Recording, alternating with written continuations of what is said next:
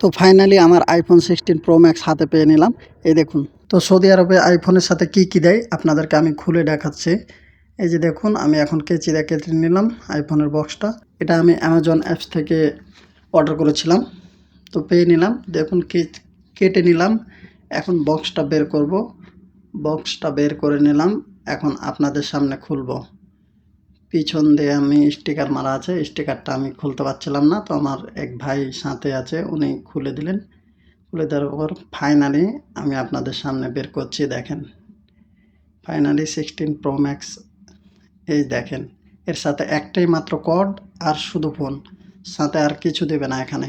তো যারা iPhone user তারা তো জানে ফোনের সাথে একমাত্র কর্ড ছাড়া অন্য কিছু দেয় না, চার্জার আলাদা কিনা লাগে।